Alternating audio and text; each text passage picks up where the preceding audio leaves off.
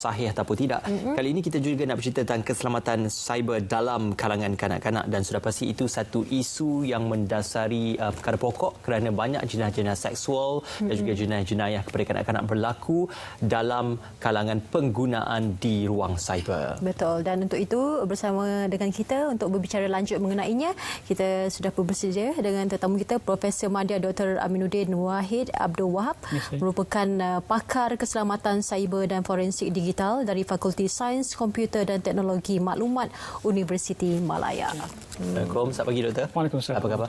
Baik, Doktor, ini satu perkara yang perlu untuk ditelusuri secara lebih mendalam kerana penggunaan teknologi maklumat ataupun penggunaan pelayaran internet dalam kalangan kanak-kanak cukup tinggi pada ketika ini. Mungkin ada kanak-kanak yang mempunyai gadget atau diberikan oleh ibu bapa penggunaan gadget itu. Jadi bagaimana dalam hal ini kita secara mukadimahnya kita perlu kenal tentang apakah antara ancaman-ancaman yang boleh berlaku kepada kanak-kanak apabila pelayaran secara maya ataupun secara dalam talian digunakan oleh kanak-kanak. Okey, terima kasih. Saya cuba pergi kepada topik berkaitan dengan keselamatan cyber dan kanak-kanak terlebih dahulu. So kalau kita lihat apakah yang didefinisikan sebagai keselamatan cyber, kalau kita lihat kepada cyber itu sendiri, terdapat, kita boleh kata ada 3 komponen, iaitu perkakasannya, perisiannya dan pengguna ataupun operator perkakasan itu sendiri. Dan melihat kepada ini, yang fokus kita adalah kepada pengguna ini. Dan untuk fokus kita juga adalah kepada kanak-kanak. Okay. Dan kanak-kanak ini, apakah itu yang didefinisikan sebagai kanak-kanak di dalam yang didefinisikan sebagai kanak-kanak ini adalah mereka yang berumur di bawah 18 tahun kalau kita di Malaysia lah. Iaitu mereka yang berada di sejak lahir sehinggalah ke sekolah rendah dan sekolah menengah kalau kita di Malaysia ni.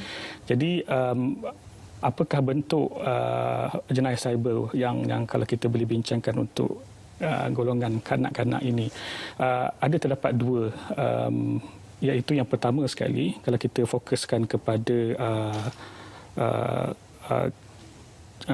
jenis-jenis jenayah terhadap kanak-kanak di alam cyber. Yang pertama adalah dari segi pornografi. Okey, dan yang kedua yang dipanggil pengantunan. Mungkin agak baru juga perkataan berkenaan.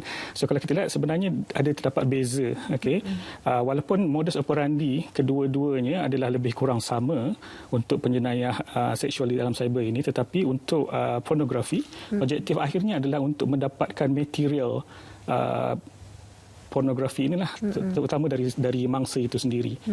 Okey, dan bahan inilah yang akan digunakan contohnya untuk mengancam mangsa supaya tidak mendedahkan apa yang berlaku dan sebagainya. Dan yang kedua, pengantunan, modus operandi lebih kurang sama berdasarkan seksual juga, tapi the ultimate goal ataupun objektif yang akhirnya adalah untuk bersama dengan kanak-kanak itu.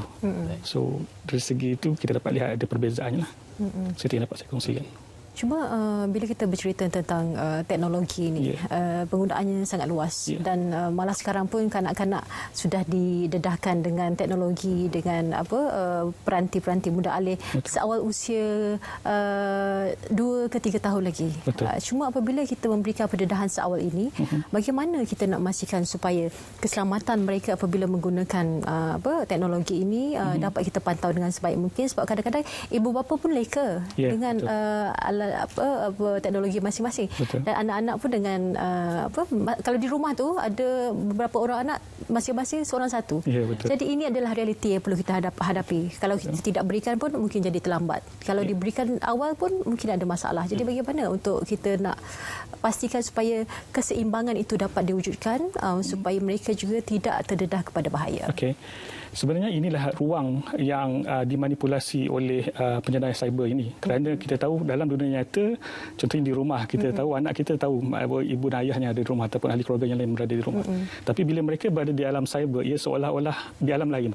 Di mana tak ada ibu dan ayah di situ, tak ada ahli keluarga yang lain. So mereka berada di satu alam yang lain. Dan peluang inilah yang diambil oleh penjenayah cyber ini untuk dimanipulasi, iaitu contohnya dia akan mula melihat kepada kanak-kanak ini, dia akan mencuba membuat profiling. Okey, anak-anak ini adakah dia mendapat kawalan daripada ibu bapa, contohnya dari segi akses internet dan sebagainya. Sebab kita tahu kelebihan internet ni dia ada banyak kelebihan, terutama contohnya dari segi masa, dia boleh dicapai pada bila masa. So ini peluang yang sangat besarlah untuk penjenayah cyber. Juga boleh diakses di mana-mana sekarang ini, portable. Dan contoh itu kita boleh nampak di mana peluang yang ada. Dan kalau kita sebagai ibu bapa lah, antara apa yang kita boleh buat, seperti yang saya cakap tadi lah, anak ini berada di alam cyber sendiri. So kita sebagai ibu bapa, apa kita boleh buat? Kita, kalau boleh, kita berada bersama dengan anak ini di alam cyber inilah. Satu lagi, supaya apa? Supaya sebenarnya kita dapat melihat sendiri anak kita itu, contohnya dari segi apa yang dia buat, apa akaun media sosial yang dia ada, siapa kawan-kawannya di media sosial, contohnya apabila dia berkongsikan media ataupun bahan, ataupun mungkin dia berkongsi perasaan di media sosial. So siapa yang like, so siapa yang komen dan sebagainya. So itu harus kita perhatikan. Sebagaimana di alam nyata ini, kita boleh memerhatikan siapakah kawan anak-anak kita dan bagaimana cara mereka bergaul, bercakap dan sebagainya. Dan cara yang sama seharusnya kita adaptasikan di dalam alam cyber ini. Tapi ia memang satu cabaran yang besar untuk ibu bapa pada zaman sekarang, seperti tadi yang dimaklumkan kita leka. Kerana memang bukan leka lah, sebenarnya kita terlampau banyak komitmen yang lain. Untuk kita duduk bersama-sama dengan anak itu sewaktu mereka menggunakan gadget adalah satu cabaran yang sangat besar. Dalam ruang cyber ataupun dalam dalam talian ini sudah pasti beberapa langkah-langkah pencegahan ataupun langkah-langkah kawalan boleh dilakukan. Kalau sebelum ini kita tahu ibu bapa boleh menggunakan beberapa restriction ataupun penghadan untuk apa yang boleh dilayari oleh kanak-kanak di mungkin browser ataupun di laman sesawang, dan juga ada beberapa aplikasi yang dibangunkan iaitu Parent App Control untuk mengekang apa yang digunakan oleh kanak-kanak ini di secara mula ahli dan sebagainya. Jadi bagaimana sebenarnya keberkesanan fungsi-fungsi kepada restriction atau penghadan pelayaran ini untuk membolehkan ibu bapa kalaupun tidak memantau tetapi memastikan ada had dan limitasi terhadap penggunaan internet dalam kalangan kanak-kanak? Penggunaan perisian-perisian untuk kawalan capaian contohnya adalah satu kaedah, kita boleh kategorikan sebagai satu kaedah kawalan teknikal untuk mengawal kawalan capaian internet untuk kanak-kanak inilah. Dan secara teorinya, sememangnya kalau kita mengoptimumkan penggunaan perisian berkenaan dan kita tetapkan dengan ataupun setting yang sepatutnya, ia setidak-tidaknya boleh membantu kita untuk sekurang-kurangnya mengetahui apakah bentuk ataupun apakah yang dilakukan oleh anak kita sewaktu mereka berada di alam cyber. Itu sangat penting, dan itu dari segi teknikal. Ada banyak lagi contoh kawalan yang ada. Mungkin kalau ada beberapa yang ada pengetahuan ataupun celik IT, mungkin dia boleh set up firewall sendiri rumah sebagainya, tapi itu agak complicated sekarang. So dari segi teknikal kita dah ada banyak perisian yang kita boleh gunakan, cuma keberkesanannya bergantung. Sama ada tetapan kita itu betul, ataupun ibu bapa itu sendiri seharusnya mengetahui bagaimanakah caranya untuk menggunakan perisian itu sendiri. Dan yang kedua, dia berkaitan juga macam apakah yang akan berlaku contohnya, ataupun kita mungkin kita boleh menyediakan set of rules, contohnya anak kita berapa minit dia boleh melayari internet dan sebagainya. Cuma kalau kita tidak, katalah kita dah set, tapi bila anak kita mengikut apa yang kita setkan itu, adakah ada contohnya macam ganjaran kepada dia dan sebagainya. Bagi saya dari segi teknikal memang dah ada, dan tapi yang kedua yang saya rasa agak penting juga adalah dari segi non-technical. Contohnya ibu bapa itu sendiri. Adakah ibu bapa bersama dengan anak-anak sewaktu mereka menggunakan internet, itu kes yang tadi. Dan juga adakah ibu bapa pernah berbincang dengan anak-anak tentang safe browsing ataupun penggunaan internet yang selamat. Adakah kita pernah berbincang dengan anak-anak bahawa apakah perkara yang sepatutnya kita elakkan bila berada di internet. Contohnya sekarang ni even di website yang agak formal, kita boleh tengok iklan-iklan yang agak kurang sesuai untuk golongan kanak-kanak. Kan, bukan setakat di media sosial lah, kalau di dunia digital, di alam nyata pun, kalau kita ini saya dapat perhatikan lah, di highway, di billboard dan sebagainya, ada setengah iklan yang memang tak sesuai untuk anak-anak. Dan ini juga yang berlaku di alam digital. So, dari segi teknikal, ya, tapi dari segi non-teknikal, kita harus juga berbincang dengan anak-anak tentang apa yang boleh dan apa yang tidak, ataupun dari segi etika. Okey. Cuma untuk kita nak mengenal pasti laman-laman web ataupun aplikasi-aplikasi tertentu yang mungkin dimuat turun oleh anak kita sendiri, kerana mereka apabila sudah berada dengan gadget masing-masing, mereka bebas untuk melayari internet itu. Jadi apa perkara yang perlu kita lihat dan juga bagaimana sebenarnya kaedah terbaik untuk mengenal pasti apakah anak-anak kita ini adakah wujud aplikasi tertentu, kalau mereka memuat turun apa-apa aplikasi yang tidak sepatutnya, ia boleh ada notifikasi kepada ibu bapa. Adakah sudah wujud teknologi ataupun kepakaran ini? Okey. Berkenaan bagaimana kita nak mengawal apakah perisian yang boleh dimuat turun atau diinstal di dalam peranti berkenaan. Perisiannya telah ada. So kita boleh gunakanlah untuk parental control seperti yang dimaklumkan tadi. Itu dari segi bagaimana kita mengawal. Tapi dari segi contohnya apakah laman web yang anak-anak kita boleh pergi. Saya rasa di peringkat tertinggi SKMM sendiri telah menjalankan peranan untuk menafis kandungan-kandungan yang negatif ini. Tapi di peringkat kita sendiri saya rasa kita harus contohnya menggunakan perisian yang kita boleh kawal. Apakah aplikasi yang boleh dimuat turun oleh anak kita dan sebagainya. Kalau kita lihat setengah aplikasi itu sendiri, ini ibu bapa sendiri harus memainkan peranan. Contohnya, mungkin ramai ibu bapa yang tak tahu, sebenarnya kebanyakan media sosial minimum umur untuk mereka mempunyai akaun sendiri adalah 13 tahun. Contohnya Facebook, Insta dan sebagainya. Tapi saya tak pasti adakah ramai ibu bapa yang tahu berkenaan perkara itu, dan sebenarnya perkara ini dia tak dikuatkuasakan ataupun enforce dia tidaklah. Ada kes di mana ada ibu saya sendiri di luar negara yang dia createkan akaun Facebook untuk anak dia semenjak anak dia umur 6 tahun kalau tak salah. So di mana ibu bapa tu dia bila ditanya, dia kata dia tak tahu pun tentang had umur berkenaan. Dan kalau kita ada setengah memang ada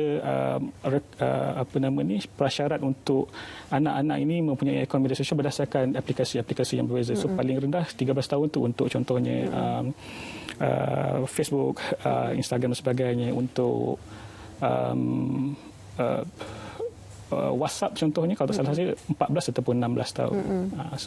So ibu bapa harus cakna berkenaan perkara inilah, harus mengambil berat juga perkara. Doktor, dengan kebanjiran kita kata aplikasi-aplikasi yang popular pada masa kini ataupun aplikasi Soho kini seperti TikTok, Twitter, Bigo, Instagram dan juga WhatsApp, ini juga satu perkara yang memudahkan perkongsian. Kita kata video-video lucah, perkongsian video-video peribadi dan video-video yang bersifat personal pada seseorang itu kepada individu ataupun masyarakat secara umum.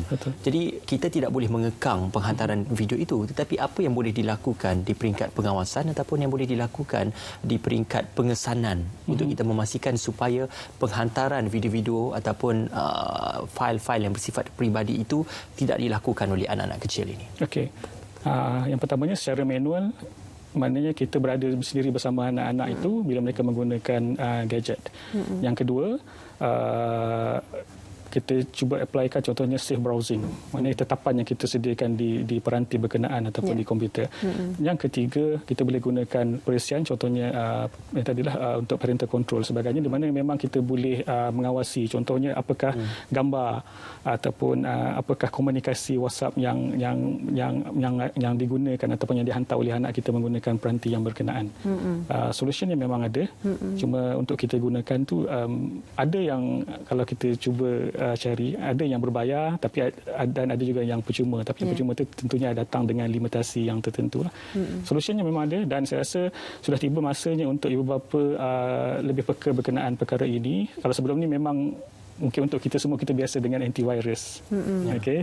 Tapi sekarang ni mungkin kita perlu berubah sedikit, terutamanya untuk di waktu COVID-19 ni kita tahu peratus penggunaan internet terutamanya untuk anak-anak semakin meningkat. Jadi saya rasa ibu bapa harus juga bersedia, ataupun seperti yang kita bincangkan tadi, mungkin sudah tiba masanya untuk mereka menggunakan persiapan-persiapan seperti ini untuk mereka mengawal, untuk mereka memerhati.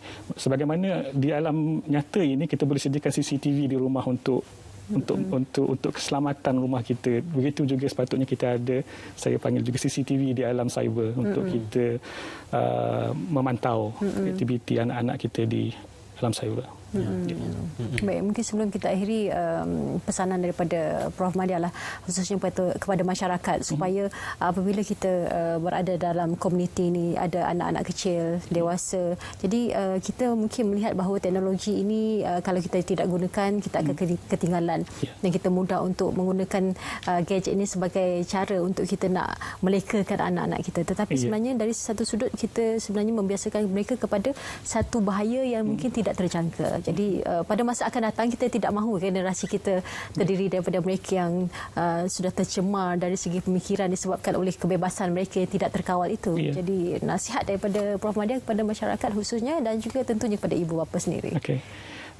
Kepada ibu bapa, seperti yang saya nyatakan tadi, cubalah berada di alam cyber bersama dengan anak-anak. Okay. Memang cabaran untuk kita, setengah-setengah aplikasi yang dinyatakan tadi memang kita rasa TikTok contohnya, mungkin untuk peringkat umur kita agak perlu ke saya ada. Tapi mungkin sebab ini adalah keperluan. Sekurang-kurangnya kita ada akaun dan mungkin kita akan dalam akaun berkenaan kita ada anak kita untuk kita pantau. So mau tak mau kita haruslah bersama-sama dengan mereka. Dari segi masyarakat pula kita harus bekerjasama. Okey, kita boleh menjadi mata dan telinga untuk kerajaan. Contohnya bila kita tahu ada kandungan yang tidak sesuai, kita boleh membuat laporan kepada pihak yang berkaitan dan sebagainya. Ataupun kerana dalam media sosial ni selalunya kadang-kadang kita akan ada rakan-rakan kita sendiri. Okay? So kita boleh lihat kalau ada corak yang agak tidak sesuai dan sebagainya, kita sendiri mungkin boleh memberi nasihat ataupun kita boleh contoh tadi membuat sesuatu, mungkin tidak membuat sesuatu, ataupun kita mungkin boleh buat laporan jika kita rasa kawan ataupun rakan kita ini menjadi mangsa. Kerana selalunya bila kita menjadi mangsa dalam jenayah cyber ini, selalunya kita agak takut dan sebagainya, terancam. Cuma apa yang penting adalah walaupun anak-anak ini sudah pun terkehadapan dalam teknologi, tapi sebagai ibu bapa kita perlu lebih terkehadapan dan juga lebih maju berbanding anak-anak kita sendiri. Terima kasih atas perkongsian Profesor Madya Dr. Aminuddin Wahid Abdul Wahab, pakar keselamatan cyber dan forensik digital, Fakulti Sains Komputer dan Teknologi Maklumat Universiti Malaya, kerana bersama dengan kami. Itu dia keselamatan cyber dalam kalangan kanak-kanak perlu untuk dipatuhi dan juga perlu untuk ditelusuri secara bersama. Kita nak berehat seketika, kembali lagi.